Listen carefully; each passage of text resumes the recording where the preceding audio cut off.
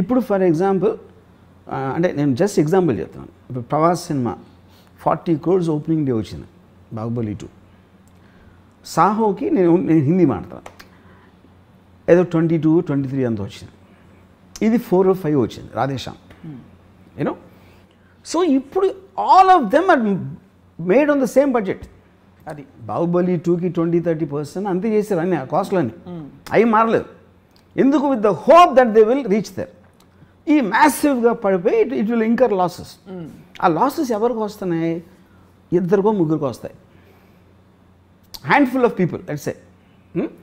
ఎందుకు? వాళ్ళందరూ వాళ్ళు చేసే విజను బాహుబలి కలెక్షన్స్ని బెంచ్ మార్క్ కింద పెట్టి చేసిన బిజినెస్ ఆస్పెక్ట్స్ అన్నీ. ఓకే, సో ఒక విధంగా చూస్తే ఈ 10 మంది అంటే నేను ఊరికి ఫిగర్స్ పడేస్తున్నా.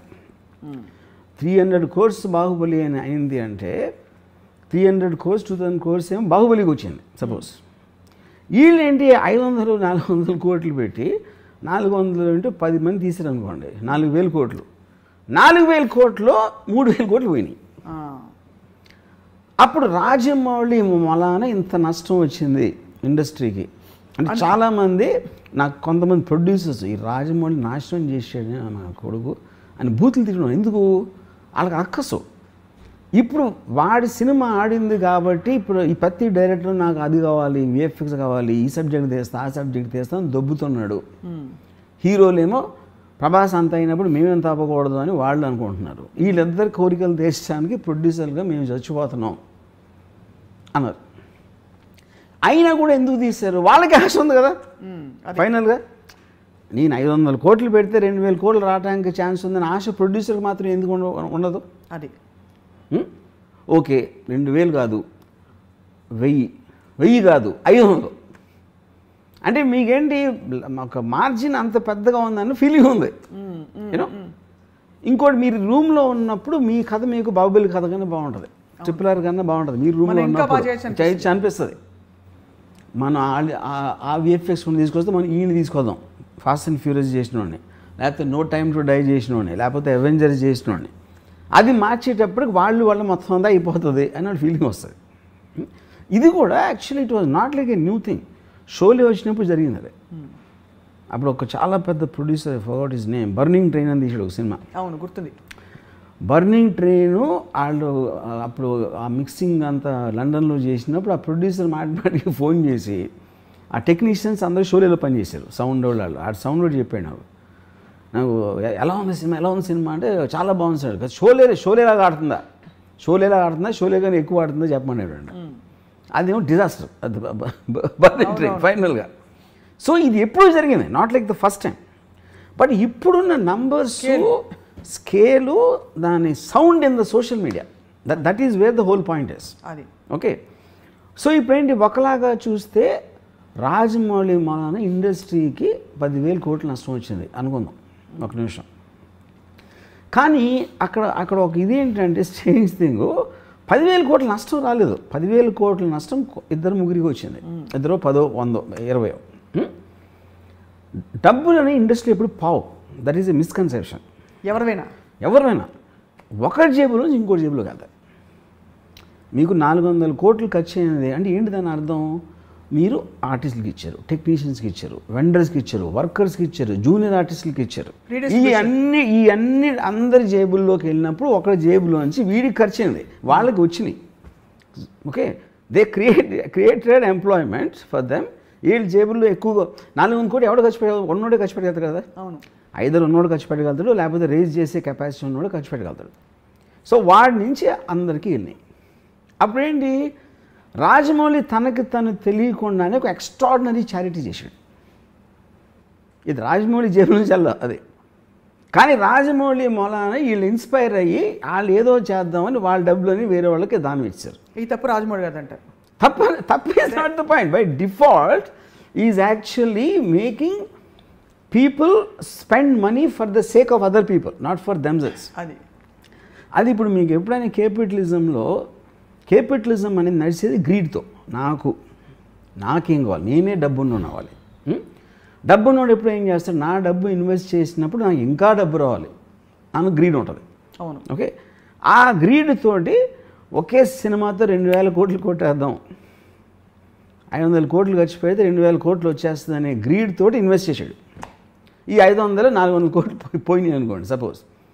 ఈ 400 కోట్లు వేరే వాళ్ళ దగ్గరికి వెళ్ళి అప్పుడు మంచి జరిగినట్టే కదా. అవును. Which is what the whole point of society. సొసైటీలో ఎంతో కొంత సమానత్వం ఉండాలి, ఒకే ఒక్కరి దగ్గర ఉండిపోకూడదు. Money should not be concentrated on a few people అనేది ఒక బిలీఫ్ సిస్టమ్ ఉంది. మీకు అప్పుడు ట్రికల్ డౌన్ ఎకానమీలో వాళ్ళ ఇన్వెస్ట్మెంట్లో వస్తూ ఉంటుంది అలా కిందకి. అది తప్పకుండా. సో అప్పుడు దాన్ని ఫెసిలిటేట్ చేసినోడు రాజమౌళి. సో రాజమౌళి మొలాన ప్రొడ్యూసర్ రోడ్డు మీదకి వచ్చేసే వాళ్ళు ఉన్నారు, కానీ వర్కర్లు టెక్నీషియన్స్ వాళ్ళందరూ చాలా రిచ్ అయిపోతారు. ఇప్పుడు ఇన్ని మీకు విఎఫ్ఎక్స్ స్టూడియోస్ కానీ ఇది అది అన్నీ వచ్చేసింది దేని మూలన? Because of this Rajamouli. So అది తను కావాలని చేస్తున్నాడా అది పాయింట్ కాదు.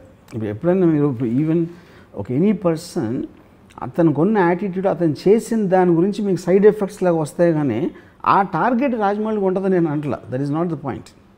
But by default he's working for the welfare of the people in a strange way.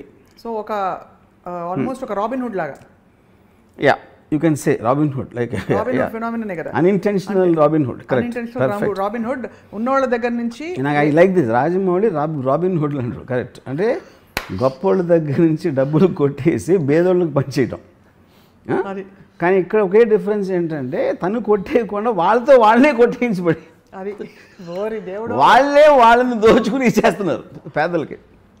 Yeah, దీని ఎగ్జాంపుల్ ఎక్కడ చూశానంటే నేను, యా దట్స్ పాయింట్. ఇప్పుడు నానా పాటేకర్ ఒక అలవాటు ఉండదు ఆయనకి, ఏదో ఒక బాబా ఏదో సమ్ కైండ్ ఆఫ్ ఏ ఒక ఆశ్రమం, బాబా అంతే హిజ్ నేమ్ ఇస్. రెమ్యునరేషను నానా పాటేకర్ 4 కోట్లు తీసుకుంటే 2 కోట్లు ఆ ఆశ్రమంకి ఇవ్వాలి. ఇది ప్రొడ్యూసర్.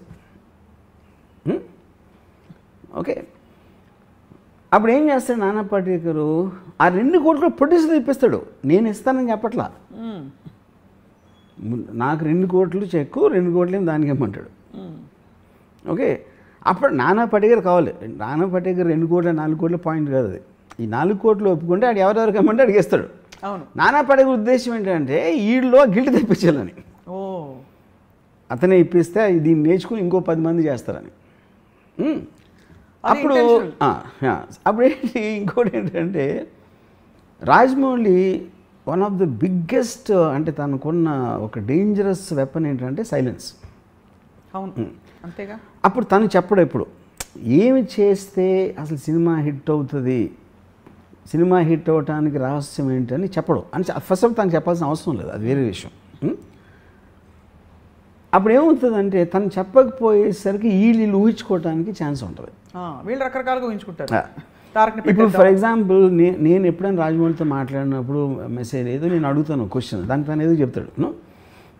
ఇప్పుడు నేను బాహుబలి సినిమాలో ఎంత విజువల్ గ్రాండియర్ ఉన్నా, ఎంత ఎక్స్ట్రాడినరీ విఎఫ్ఎక్స్ ఉన్నా కూడా ఫైనల్గా బ్లడ్ అండ్ స్వెట్ ఉంటుంది. That is the relatable factor. ఒక హ్యూమన్ బీయింగ్కి రిలేటబిలిటీ ఫ్యాక్టర్. ప్రభాస్ దెబ్బలాడుతున్నప్పుడు అతను చెమట లేకపోతే కొట్టినప్పుడు రక్తం, ఆ ఆస్పెక్ట్లో మీకు ఆ ప్రభాస్ క్యారెక్టర్కి విపరీతంగా మనం కనెక్ట్ అయిపోతాం దాంట్లో. అది ఇప్పుడు మీరు విఎఫ్ఎక్స్ ఇప్పుడు ఈ రాధేశ్యామ్లో కానీ లేకపోతే మన ఆదిపురుష్ టీజర్లో you don't find that. That is the reason మీకు ఒక సడన్గా ఒక నెగిటివ్ ఫీడ్బ్యాక్ వచ్చేస్తుంది. అవును. ఇప్పుడు ఒక అమ్మాయి థియేటర్లో కూర్చుంటే she can fall in love with Prabhas in Baahubali. I don't think she will do that same in ఇప్పుడు చెప్పిన సినిమాలు ఆదిపురుష్. సో ఆ కైండ్ ఆఫ్ ఏ కొన్ని ఆస్పెక్ట్స్ అనేది మీకు పర్సనల్గా ఉంటాయి. ఇప్పుడు తను సైలెంట్గా వెళ్ళిపోయినప్పుడు వీళ్ళందరూ వీళ్ళు ఊహించుకొని వీళ్ళు తీసేసి ఇది జరుగుతుంది.